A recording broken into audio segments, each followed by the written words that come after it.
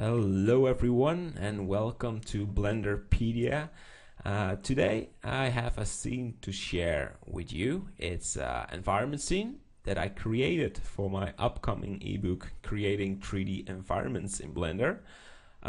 This is kind of a sample scene. I want to show you how I created this scene in Blender with the Cycles render engine. That means we're not going to model the building or this windmill or the trees. I'd like to show you the workflow and how things like this can be created in Blender. I can't say it's easy to do. I did it in a couple of hours because it wasn't easy. But yeah, that's why I created the ebook. I worked a long time on it. And it's very interesting for people who want to learn more about large environments. One more thing to notice, I'm using the technique of combining my work with old paintings from the Dutch painting masters like Vermeer and Van der Heijden and Rembrandt. It's not that I think I am such kind of artist, but I'm using some of their lighting techniques and how to create depth in the scene. They're very interesting things, and I write that all down in my book, and now I will show you some of the techniques in a 3D scene. So enough talking, let's jump into the scene. What may be interesting is to start. You may think, whoa, that's a big scene. Where do you start? Of course, that's a good question. So you can see some layers down here. There are 4 applied, but there are also some not applied. So I will toggle to every layer and show you what's in. That's maybe interesting. So in the first one, there are the buildings, like the windmill. This is the linkit. That's why it has no color. Some fans and this old abandoned building. That's all. I put it in layer number 1. So when we toggle to number 2, it's the base, and maybe the base should be in layer 1 because I always start with a floor, so I know when we go to the top view what we can expect, and when we go to the texture mode, and I hope this works. So you know where I can put everything. This technique of creating a path, I did it with texture painting. It's a really nice tool of creating a road in your scene. I'm not always working with this kind of texturing, but yeah, for this scene I did. I always start with a base, and when we go to the edit mode, it's very simple, plain, and I don't even know if I used, these are the particle systems. Well, I didn't use displacement, so what I wanted to do when I want to create this kind of hill, I just enabled that, open, and when I press G, and we have to wait, so you can see, you can create kind of little hills in your scene because you don't want to have a flat surface. When you put grass in your scene, and I will later show you how I created that. You want to kind of bubbles in your scene. Yeah, bubbles is maybe the best word.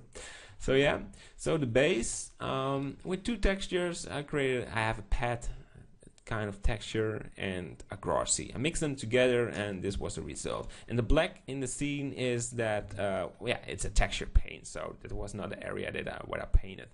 If you are interested in this kind of technique, I created a tutorial. It's that mountain scene, that bluey kind of landscape. I explain how to create this effect. It's not really hard, but yeah, you need to know how the workflow is, of course. So now I'm going to this mode, and we go to layer number 3. This is the greenery scene. So when we toggle to the camera, we can see this view, but this is kind of you can see the depth. And I didn't only put nature in the foreground, also in the background. The funny thing is that a high detailed, well, this is not really high detailed, but this area right here, these trees are really high definition. pretty heavy for the computer. But when we go to the background, I use low poly trees.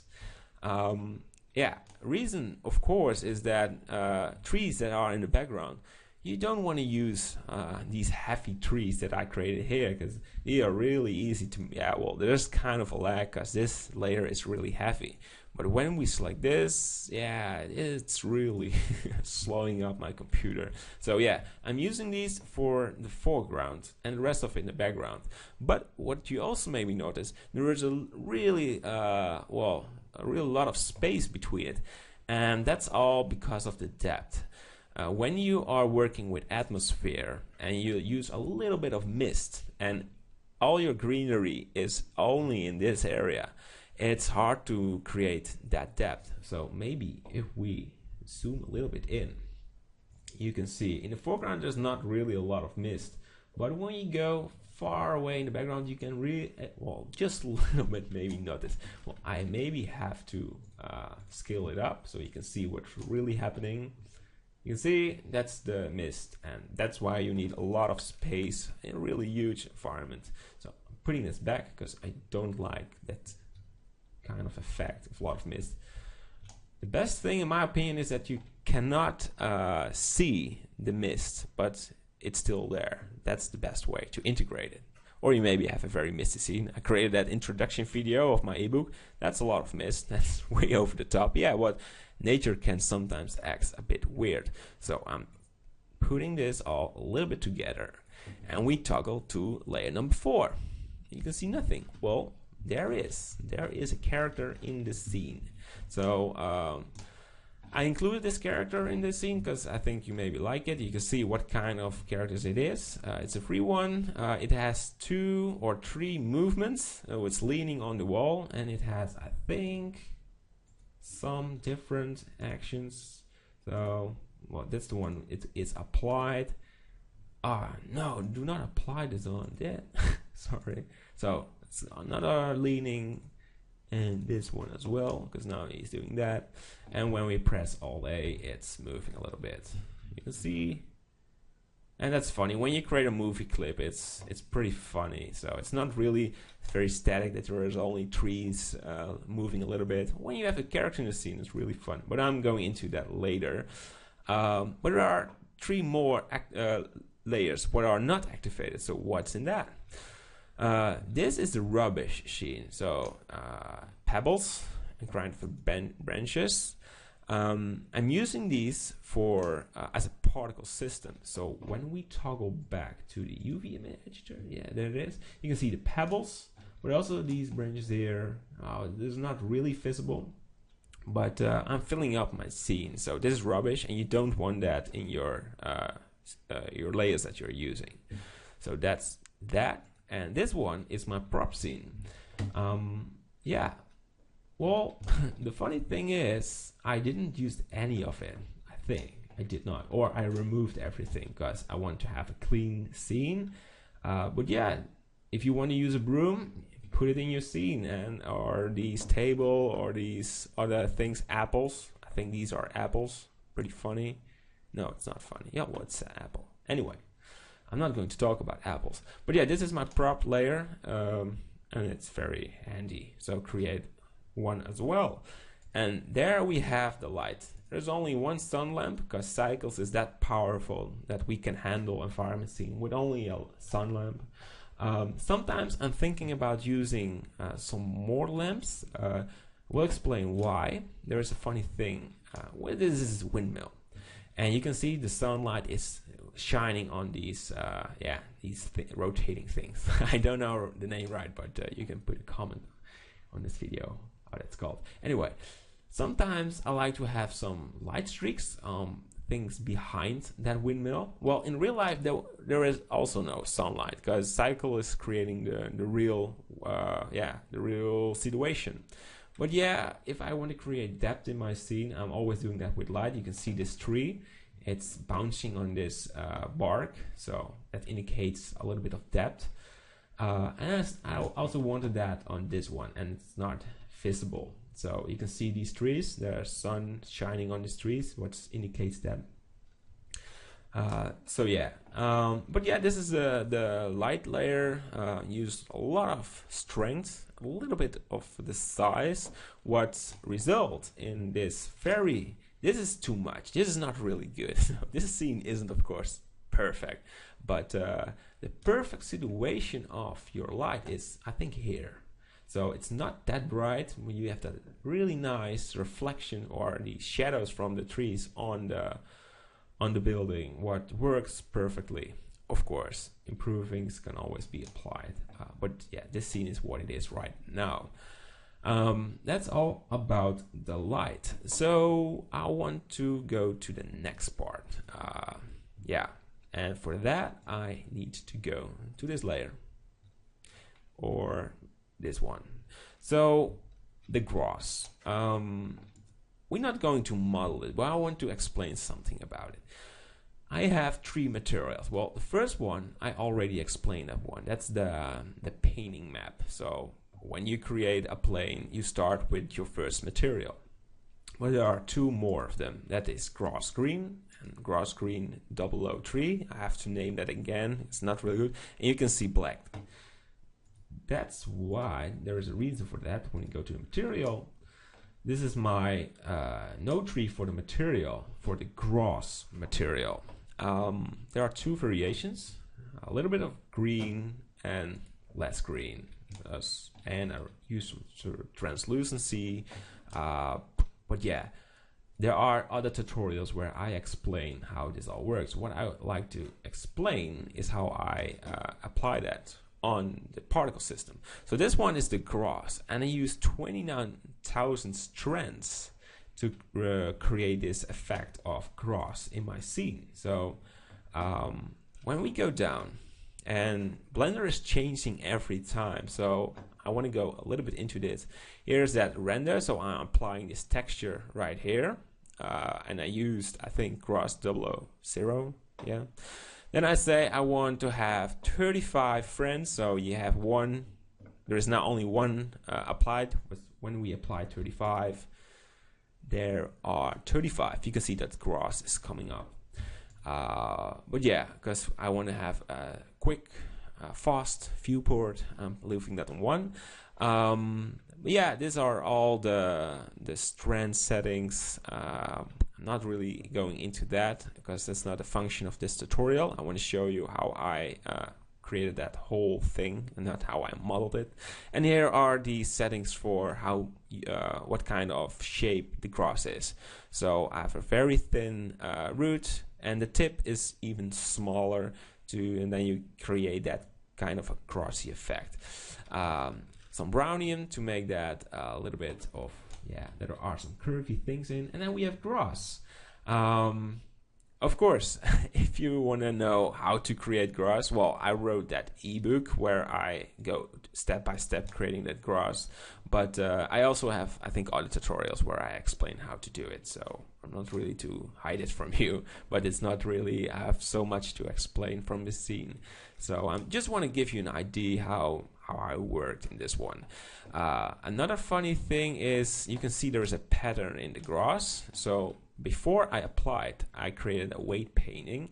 And that's, I just want to say I want only here and here and here and here. And then you say, you give it a name. Well, I didn't change it. It's still group.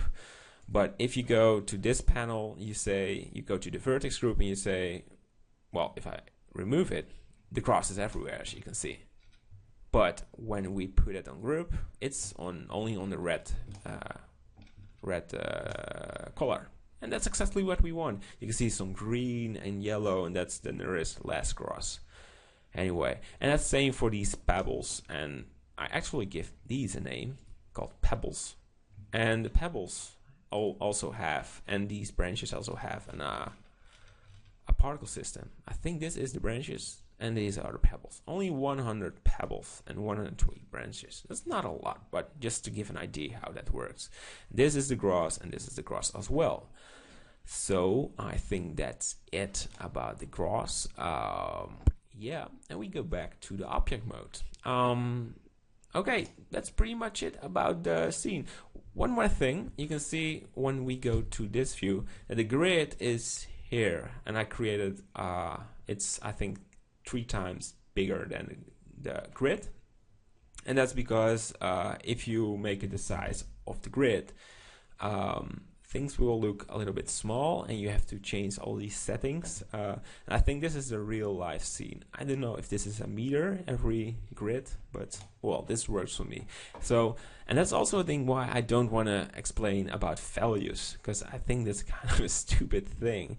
I will explain why. If I use this size, I have these values, these, where is it? These kind of values.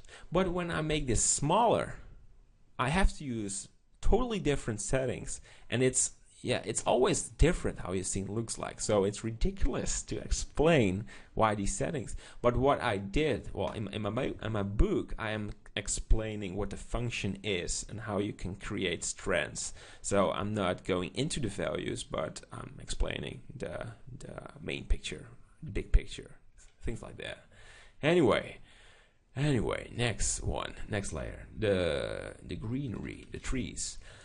I created these ones with a sapling add-on. You maybe think, what is sapling? It's a little bit going too fast. Well, when we go to File, Use Performance, Add-ons, and we go to the curve, there is that Add Curve Sapling. I'm not working with that one for, I think now for 1 year. Before I used Arberu. What is not, I think this is a kind of a port from Arberu into Blender, because now it's integrated. And I will show you a little bit how that looks like. So maybe we have to go to this layer because it's a fast viewport. So you want to start creating trees in your scene. That's, of course, it's possible. We go to Add, Curve, and I didn't apply it, I think. I'm kind of empty head. Yeah. Add curve, add tree.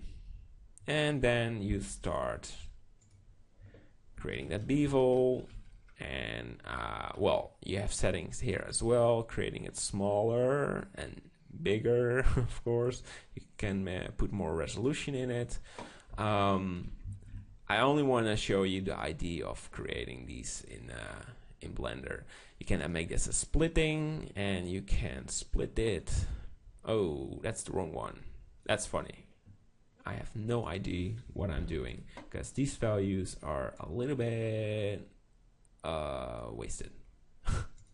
Anyway, all these values have a function. For myself, I wrote down what kind of function they all have because I have no idea. Well, you can see all these numbers, but I'm not kind of a developer that I know exactly that. So, well, what we did is with that base splitting, we created these 3 things. And then there must be one what is splitting or making it big. Oh, I know. Don't touch this. This is ridiculous. Brand's growth. And it should be one of these or... Oh, come on. Oh, well, it was doing actually a thing. 60. No. Okay, I quit doing this. The funny thing is, when we go to the splitting, you can activate this level, and even another level, and even another one. No, we do not do that. You go to leaves. I spent so much time on this add-on, and it's still a frustrating thing. There are no really good, there's not a good wiki about the tree, so it's a kind of weird thing. This says how many leaves you want on the tree, and this is when you want to show the leaves. I'm not wanting to show them. I'm not going to change this value because my computer is now going to crash. I hope it's not going to crash. Oh, it is. No, it's not. So, and now you have leaves on it. But this looks really, don't create such kinds of trees in your scene because I'm going to punch you. Really.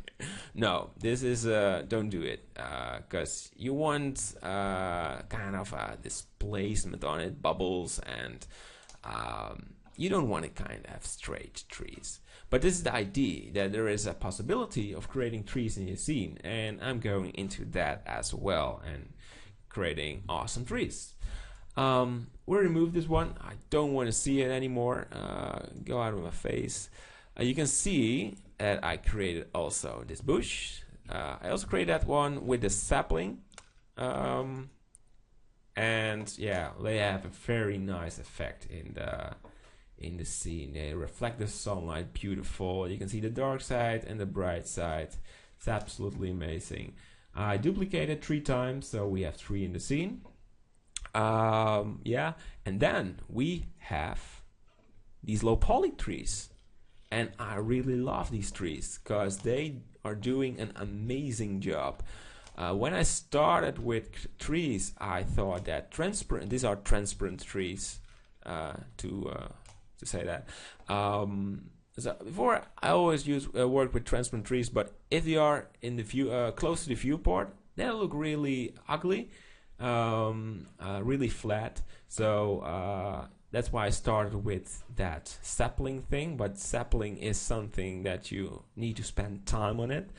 So now I'm still using these transparent trees, but I use them in the background, and they're doing an awesome job. So look at it. You won't really see that these are low poly, and they are still reflecting these nice sunbeams. I really love it. Really, I do. You can also see some transparent bushes, and I use them for hiding that I can't see this environment map. This is not a background image. This is an Hdr map. What is here? Yeah, but this is right now not about environment maps. So when we go to the viewport, you can see that I'm putting them to hide these empty spaces. When we go to this one and this one, so I'm hiding it. And when I do this, you see empty. You don't want this, really. You don't want these blue HDR visibilities of sky in your backgrounds. This is fine, no problems, as long as it's above the trees, but you don't want it underneath it. And I've seen one little bug here. This is the end of the environment map. It looks ugly, really. It does. Anyway, I shouldn't do this with my scene creations. I'm bumming it. Yeah, so yeah, that's all about trees. Creating these transparent things, I'm doing that in Flora 3D, and Flora is an amazing program for creating trees. I've worked with several programs, and Flora 3D is kicking ass, really, it does. I spent the whole chapter on that in my book. Pretty amazing. There is another one, and that's the character. You maybe think about, I'm also releasing a character pack with the release of my book. You think, why are you using a character in the scene if this scene is about environment modeling and not character modeling? And you are totally right. But I don't want to explain how to do anything about character creation, but I want to use them in my scenes because they are very important. So I had that problem. I was fighting with that. I thought, well, I'm not a character artist, but they are doing an awesome job in my scenes, so I can handle that. So I asked 2 artists, Jeremy Davidson and Dimitri from the Tube Project. Dimitri is a character designer, and Jeremy Davidson is a rigger. So they work together, and Jeremy made some epic movements, and Dimitri made the design. They are really kind of low poly, and I wanted that because I'm starting now with creating characters in my scene, and I want to take it slow with that, not starting with that high definition, cool looking characters. But why are these in the scene? Well, and I spent the whole chapter on why characters are important. They visualize, in my opinion, kind of a story. So if you remove this guy and do something like this, you think, well, nice house and windmill and some trees, well, cool. But after a couple of seconds, you think, okay, I've seen that. But if we take that guy, we think, what is he doing there? What is he thinking? Well, does he need to work, or does he don't want to go to work? Is he the guy who is handling that windmill? So there are a lot of questions popping up in my head, and I thought that works great. So if you can put a character in your scene, and it doesn't look like how do you say, a plastic character, because I always had a problem that they look very, very bad. And now I think they are doing kind of a job, because for me there are questions popping up what this character is doing. So now it's kind of a painting or artwork where you have questions. Don't put characters everywhere so they are blaming your scene. They need to have a function.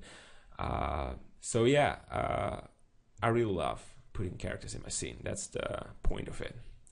But yeah, also that I wrote a lot of that in my book. I'm not going to say that again, so I think I'm going to annoying you. But there is more. There is so much to tell. Well, let me tell you something about the light. I already explained something about it. Some people, when you make a render and it's finished, you go to the compositor, and the compositor is where the challenge is starting. When we go to my node tree, and I will pop it up. Where is it, node tree? When I have node tree, I want to see a picture. Yeah. Some people using really huge node trees, like thousands of these nodes, and when you look at it, you get kind of I'm not getting really well when I see these kind of node trees, and I think, is it possible to create a tree, a scene, without creating these large trees? Because I'm not a kind of a developer, I'm just a modeler, and I want to create a good looking scene with a simple node tree. Well, I think this node tree is not really that hard, and the scene is doing its job. And I will explain why my node trees are not that big. One of it is working with cycles, because that makes your work, your node tree, not that complicated, because you don't have to make a lot of render layers to mix them together to create nice effects. Cycles is doing an awesome job, but still, we need some of these nodes. But let me first explain why my node tree is not that big. I will do that right now. People are using effects, and that's pretty much it. Some effects they need are around the 5 nodes. So if you have 3 nodes, you have 15 nodes. And then you have a big node tree. Like when you create a vignette around your scene, or you want to have that depth of field, or you want this guy, that lens distortion. I hate it. I use it a lot, but now I hate it. And color management is very important. There was some more. The sun streaks, lens flare. Yeah. Oh, maybe I said it before, but the sun is shining in the nice streaks. No, I'm not using that anymore, because I think I just want to show you reality. I'm going a lot of times outside to watch environment scenes in real life. I've never seen these lens distortions. I'm not seeing depth of field. I'm not seeing these lens flares. So I think, why should I put them in my scene? And when I observed the old paintings from the environment masters from the 17th century, they were not using it. So I thought, why should I use them to make my scene better? Am I using these effects to be, it was kind of mean, not to be cool, but to pump up my work and hide my weak modeling work? Or does that really have an artistic effect? And I thought, no, I'm going to remove them, and if I really miss it, I put it in. But a great sample is that lens distortion. And I learned that from a tutorial. There was a time that I watched tutorials and someone was using this lens distortion. I think it was about creating a sea. So when I put this in, nothing will happen. But when I make that 0.02, something will happen with the scene. This is the funny thing.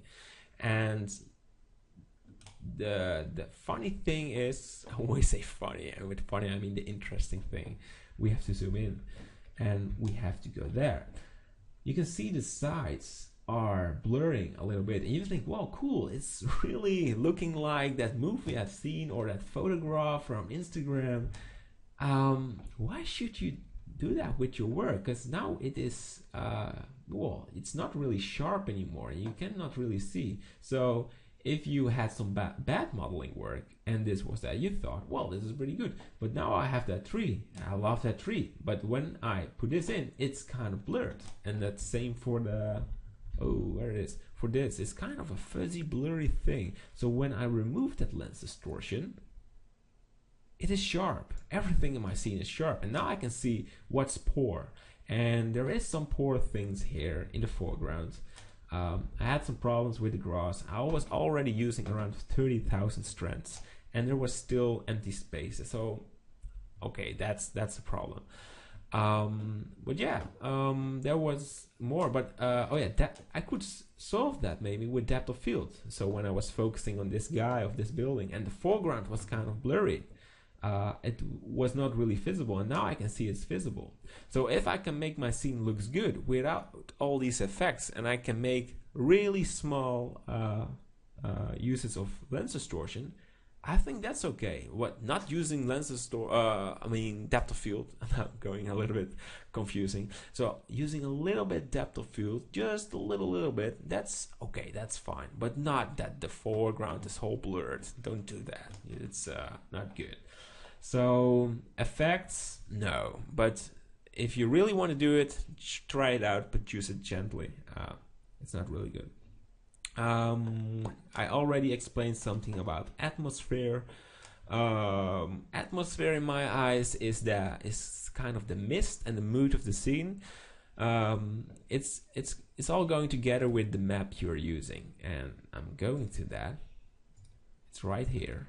And for that I have to go, it is kind of funny right here, and maybe I should, no, I'm not shooting. We have to render it, and I'm gonna explain what I mean. So this is my Hdr map. I think I'm now using it for since Cycles is there, I'm using it, and I love it. Environment texture, it's well, this is a JPEG, but I prefer HDRs, and I have them in my library. Anyway, this is a kind of a dome, and it's around your scene, and we don't need anymore these planes, the photo planes in the background. So that's the first thing. What's great, it's not you can put your sun lamp everywhere without having shadows in your scene. So if you, well, this kind of I'm talking and I cannot see what I'm doing. So this is the scene. So you can see that environment map, but it's still there, and it is casting light everywhere. So you have that realistic effect. If you have water, it looks amazing because it's reflecting all the colors from that dome. So yeah, I'm sounding kind of really enthusiastic, and I really am. When I'm putting that into the scene, I have this small node tree, and what this all does is you need a geometry node and a mapping node. When you combine this together, I think it's just add input geometry is here, and the other one mapping is here, vector mapping. And when I change this value, you can turn it, and of course there are more values. You can ruin it with this one, but I'm not using that one.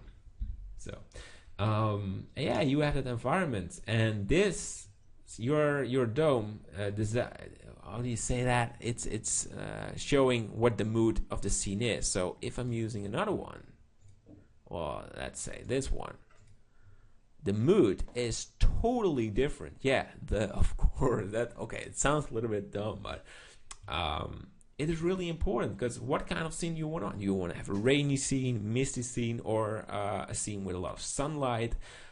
Think about it. Think about it before you start working on your scene. Of course, you can change this Hdr map. Sometimes you have something in your mind, and when you're finished, you're looking at it and you think, yeah, well, this is not going to work out, and you change it. But yeah, it depends really on what kind of mood you have in the scene. So yeah, that's pretty much it.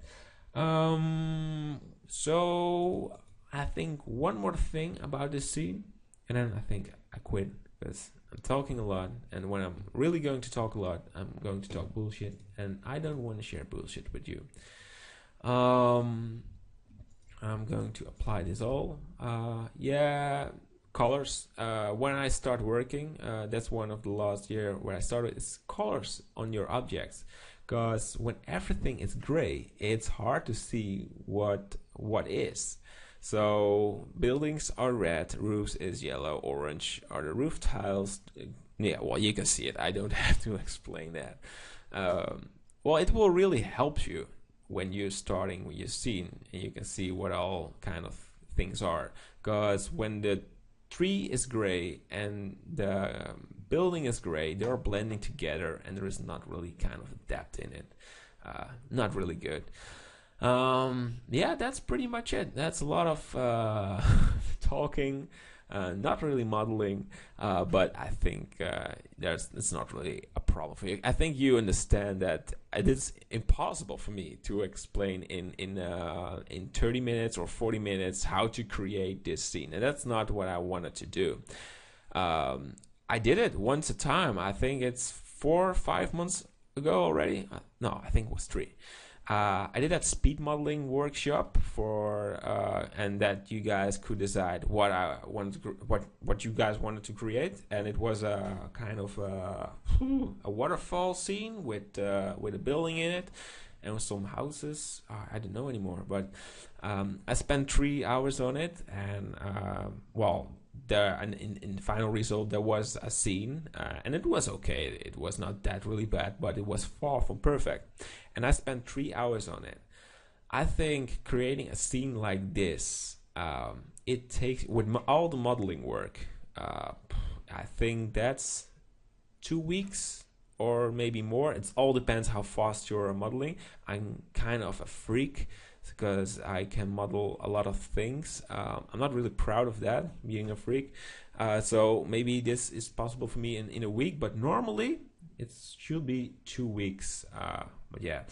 And the great thing is I wrote down, well, in that Creating Environments ebook, I explained how you can have a great workflow. How to start, how to create a timetable, and how to know how to spend your time on your modeling work.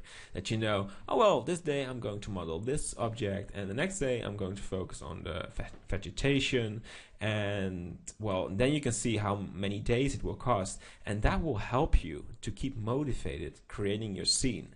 Now you may think, well, I just start and we'll see where I end. And that's not really a good idea. And I focus on that, and I try to help people with that. So it's a really handy book. I don't want to say it's a fantastic book, because there are a lot of books out there who are helping you.